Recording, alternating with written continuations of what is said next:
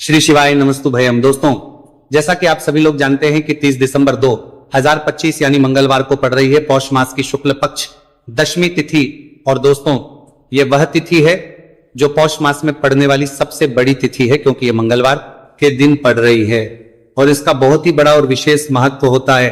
पूज्य गुरु जी ने कहा है कि अगर कभी भी मौका लग जाए और पौष महीने की दशमी तिथि मंगलवार को पड़ जाए तो आप लोगों को एक छुटकी काला तिल वाला उपाय तो अवश्य ही करना चाहिए। इन दोनों का संयोग बहुत ही कम आता है। इसी के साथ में गुरुजी ने अपनी शिव पुराण कथा में बताया है कि इस दिन आपको एक छुटकी काला तिल वाला उपाय तो आपको अवश्य ही करना चाहिए, क्योंकि ऐसा दिन पूरे साल में सिर्फ एक ही बार आता है। और दोस्तों, आप सभी लोग जानते हो कि मंगलवार दशमी तिथि का अगर सबसे बड़ा कोई उपाय है तो वह एक छुटकी काला तिल वाला उपाय है। तो दोस्तों, मंगलवार दशमी तिथि के दिन आप लोगों को इस एक छुटकी काला तिल वाला उपाय को जरूर करना है। बहुत सारे लोग होंगे जिन लोगों ने इस उपाय को ना किया हो, मतलब पूरा साल निकल गया, उन्होंने किसी भी दिन इस उपाय को, तिल वाला उपाय है, छुटकी काला तिल वाला उपाय को ना किया हो। पर दोस्तों, आपके पास एक आखिरी मौका बचा हुआ है जो कि 30 दिसंबर मंगलवार दशमी तिथि के दिन है। इस दिन आप लोगों को इस वाले उपाय को जरूर कर लेना है। भले ही आपने पूरे महीने भर इस उपाय को ना किया हो, पर अगर आपने इस महीने के मंगलवार दशमी तिथि के दिन अगर इस वाले उपाय को कर लिया तो आपको इस उपाय को करने का वो फल मिलेगा जिसकी आपने कभी कल्पना भी नहीं करी होगी। इसीलिए आप लोग इस वाले उपाय को एक बार जरूर कर लेना है, ताकि आप लोगों के हाथ से यह मौका ना जा सके और आपको इस उपाय को करने का फल मिल सके। दोस्तों, यह उपाय पंडित जी ने अपनी अभी की ही श्री शिव महापुराण की कथा में बताया है। उपाय को आज हम आपको बहुत अच्छे से समझाने वाले हैं। इस वीडियो को देखने के बाद इस उपाय को समझने के लिए आपको कोई और वीडियो को देखने की जरूरत नहीं पड़ेगी। तो चलिए दोस्तों, उपाय को शुरू करते हैं। देखिए, ये पौष महीने के मंगलवार दशमी तिथि के दिन ये इतना खास होता है, इतना महत्वपूर्ण होता है।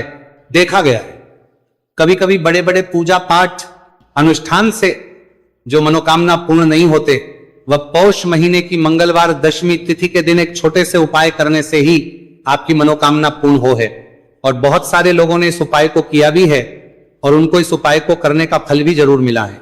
अगर आप लोग भी इस उपाय को करना चाहते हैं तो आप इस उपाय को पहले अच्छे से समझ लेना, सुन लेना, उसके बाद करना। आपको इस उपाय का फल जरूर मिलेगा। और इस उपाय को कर लेने से आपके घर में चाहे किसी भी प्रकार की दुहक और समस्या क्यों ना चल रही हो, आपको उसका कारण भी नहीं पता है कि भाई यह समस्या किस कारण से चल रही, उसका कुछ भी कारण हो सकता है। जैसे पितृदोष हो सकता है या किसी भी तरह का मंगल दोष भी हो सकता है। तो इस दिन आप लोगों को ये वाला उपाय कर लेना है।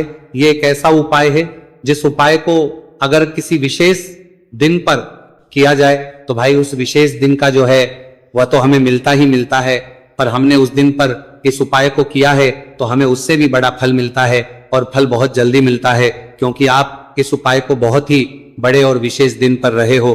तो चलिए अब उपाय को साथ के बारे में बात करते हैं, लेकिन उससे पहले आप लोगों को यह जानना आवश्यक है कि आखिर ये उपाय किस समय करना है, किसको करना है और कैसे करना है। तो चलिए हम आगे आपको वीडियो में एक एक करके बता देते हैं। लेकिन उससे पहले अगर आप लोग हमारे चैनल पर पहली बार आए हैं या फिर मेरी आवाज आज पहली बार सुन रहे हैं तो हमारे चैनल को सब्सक्राइब जरूर कर लेना और इस वीडियो को लाइक करके कॉमेंट बॉक्स में श्री शिवाय नमस्तुभयम ओम नमः शिवाय जरूर टाइप कर देना। तो दोस्तों, इस एक छुटकी काला तिल वाला उपाय को हमें इस मंगलवार दशमी तिथि के दिन कैसे करना है, किसको करना है, किस समय करना है और कहां पर करना है, ये सारे सवालों के जवाब आपको इस वीडियो में मिल जाएंगे।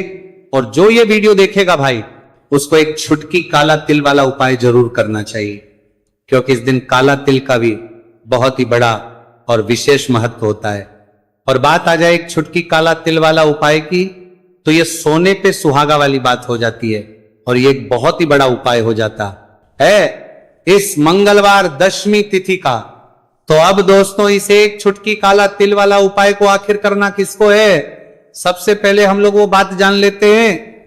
तो देखो, घर की जो बड़ी माताएं बहनें होती हैं, उन माताओं बहनों में से कोई भी एक बड़ी माता बहन इस वाले उपाय को कर सकती है।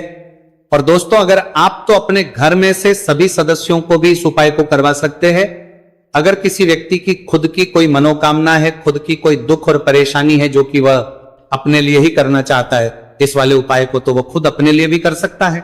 बाकी अगर कोई घर में से ऐसा है जो कि अपने पूरे घर परिवार की सुख और शांति के लिए यह वाला उपाय करना चाहता है, तो भाई वो भी कर सकता है, उसमें भी कोई दिक्कत वाली बात नहीं है। कहने का मतलब है कि इस उपाय को हर एक सदस्य भी कर सकता है और पूरे घर परिवार के सदस्य के लिए घर की बड़ी माताओं बहनों में से कोई एक माता बहन भी कर सकती है। माताएं बहनें अगर घर में उपस्थित ना हो या वो ये वाला उपाय ना कर पा रही हो, तो फिर घर का कोई बड़ा सदस्य भी इस एक चुटकी काला तिल वाला उपाय को कर सकता है, चाहे फिर वो पुरुष ही क्यों ना हो, उसमें कोई भी दिक्कत वाली बात नहीं है। उसके बाद में दोस्तों जो अगला प्रश्न निकल आता है वो यह आता है इस उपाय को लेकर कि आखिर इस उपाय को हमें किस समय करना है, सुबह के समय करना है कि शाम के समय करना है। तो देखो, इस वाले उपाय को आप लोग सुबह के समय भी कर सकते हो और शाम के समय प्रदोष काल में भी कर सकते हो। अब अगर आप पूछो कि भाई सबसे उत्तम समय कौन सा रहेगा इस एक छुटकी काला तिल वाला उपाय को करने का, तो हम आपसे बस यही कहेंगे कि इस उपाय को आप सुबह के समय करेंगे तो ज्यादा बेहतर होगा।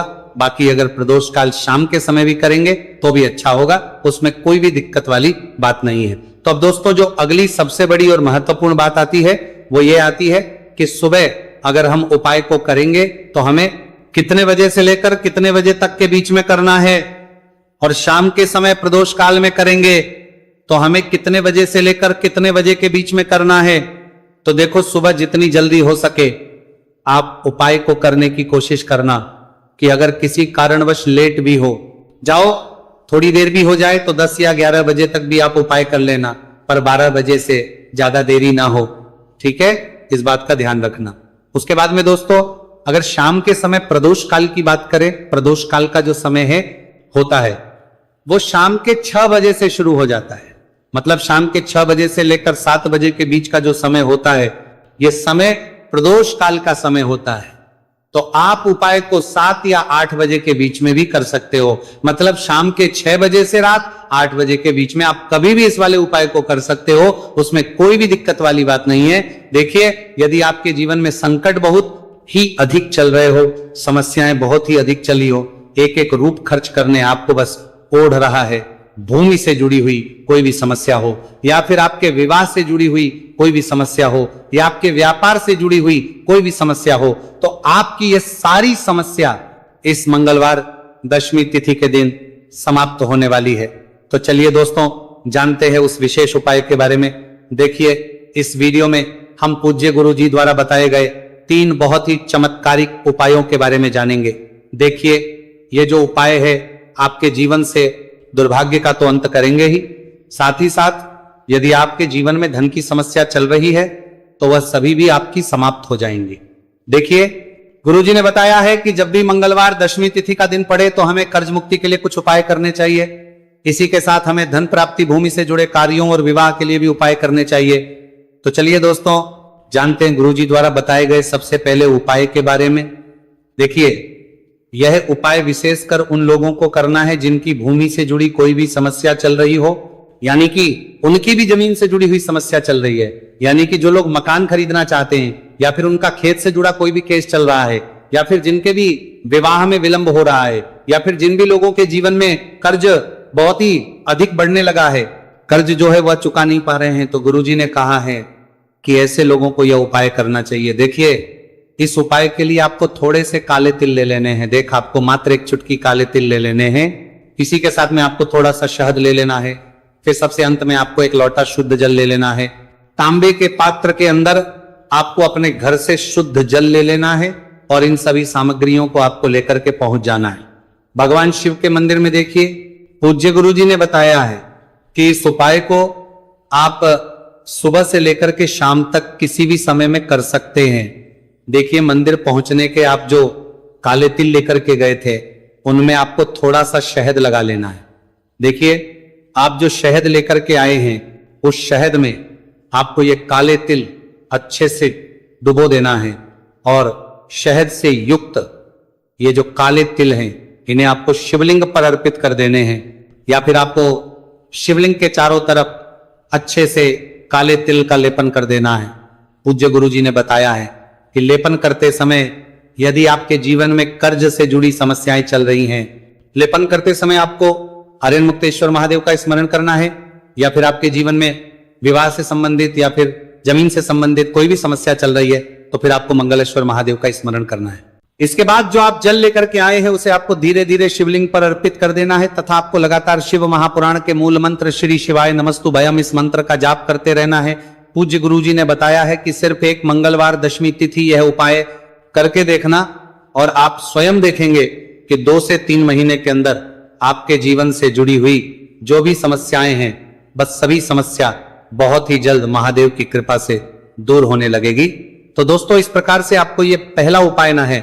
अब हम जानते हैं दूसरे विशेष उपाय के बारे में। देखिए, इस उपाय के लिए आपको एक प्यारी सी बेलपत्र ले लेनी है, इसी के साथ में एक लोटा शुद्ध जल लेना है तांबे के पात्र के अंदर, और इसी के साथ में आपको थोड़ा सा शहद ले लेना है। देखिए, मंगलवार का दिन है और मंगलवार दशमी तिथि के दिन यदि हम शहद का उपाय करते हैं तो इससे महादेव हमसे बहुत ही अधिक प्रसन्न होकर के हमारी मनोकामना को परिपूर्ण करते हैं। देखिए दोस्तों, यदि आपको बेलपत्र नहीं मिल पाती है तो आप भगवान शिव के शिवलिंग पर जो बेलपत्र छड़ी हुई होती है उसे शुद्ध जल से धो करके उसका उपयोग कर सकते हैं। तो इन सभी सामग्रियों को आपको भगवान शिव के मंदिर में लेकर के पहुंच जाना है। गुरुजी ने कहा है कि इस उपाय को भी आप सुबह से लेकर के शाम तक किसी भी समय में कर सकते हैं। देखिए, मंदिर पहुंचने के बाद आपके पास जो एक बेलपत्र है और बेलपत्र की जो सबसे बड़ी वाली पत्ती होती है और उसकी जो चिकनी साइड होती है उस पर आपको अच्छे से शहद का लेपन कर देना है। यानी कि बेलपत्र की बड़ी वाली पत्ती पर, पूरी ही पत्ती पर अच्छे से शहद लगा देना है। अब देखिए, ये जो बेलपत्र है इसे आपको अपने सीधे हाथ की हथेली पर रखना है और आपके जो भी कार्य अटक रहे हैं, देखिए बहुत से लोग ऐसे होते हैं जो अपने नौकरी को प्राप्त करने के लिए सालों से तैयारी करते हैं लेकिन उनको नौकरी नहीं प्राप्त हो पाती है। बहुत से ऐसे लोग होते हैं जो बहुत ही मेहनत करते हैं, धन भक्ति के लिए बहुत अधिक प्रयास करते हैं, लेकिन फिर भी उनको धन प्राप्त नहीं हो पाता है। तो गुरुजी ने बताया है कि जब भी आपको अपने कार्यों में सफलता ना मिले तो फिर आपको मंगलवार के दिन इस उपाय को अवश्य करना चाहिए। देखिए, अब आपको जिस भी कार्य में सफलता प्राप्ति करनी है उस कार्य को सफल बनाने के लिए आपको महादेव से प्रार्थना कर लेनी है, और फिर ये जो एक बेलपत्र है इसे आपको भगवान शिव के शिवलिंग पर अर्पित कर देनी है। देखिए, बेलपत्र की चिकनी साइड जिस पर आपने शहद लगाए हैं वह शिवलिंग से स्पर्श रहेगी और इसकी जो डंडी है वह आपको जलाधारी की ओर रखनी है। इस प्रकार से आपको यह बेलपत्र अर्पित कर देनी है। अब देखिए, आप जो एक लोटा जल लेकर के आए हैं उसे आपको भगवान शिव के शिवलिंग पर धीरे धीरे अर्पित कर देना है। श्री शिवाय नमस्तु भयम इस मंत्र का जाप करते हुए देखिए, जैसे ही ये जल शिवलिंग से होकर के जलाधारी की ओर बह करके आएगा तो इसे आपको थोड़ा सा अपने सीधे हाथ की हथेली में झेल लेना है। इस जल को आपको अपनी दोनों आंखों पर लगा लेना है और इस जल का थोड़ा सा छिड़काव आपको अपने शरीर पर कर लेना है। पूज्य गुरुजी ने बताया है कि जब भी हम मंगलवार के दिन शहद वाली बेलपत्र शिवलिंग पर अर्पित करते हैं तो इससे हमें महादेव हर कार्य में सफलता प्राप्त करवाते हैं। यदि हमें अपनी मेहनत करने के बावजूद भी पर्याप्त मात्रा में सफलता नहीं मिल पा रही है तो गुरुजी ने कहा है कि आपको मंगलवार दशमी तिथि के दिन यह चमत्कारिक उपाय अवश्य ही कर लेना है। अब दोस्तों, हम जान लेते हैं गुरुजी द्वारा बताए गए तीसरे विशेष उपाय के बारे में। देखिए, इस उपाय के लिए भी आपको मात्र 1 लोटा शुद्ध जल ले लेना है तांबे के पात्र के अंदर। फिर इसी के साथ में आपको एक प्यारी सी बेलपत्र ले लेनी है।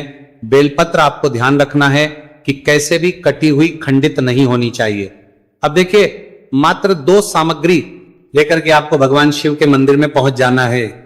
पूज्य गुरुजी ने बताया है कि यह उपाय विशेषकर उन लोगों को करना है जिनकी कोई भी विशेष मनोकामनाएं जो कई दिनों से परिपूर्ण नहीं हो पा रही है, चाहे वह विवाह से संबंधित हो, नौकरी से संबंधित हो, व्यापार से संबंधित हो, चाहे किसी भी प्रकार की मनोकामना है जो परिपूर्ण नहीं हो पा रही है, तो उसके लिए आपको यह उपाय करना है।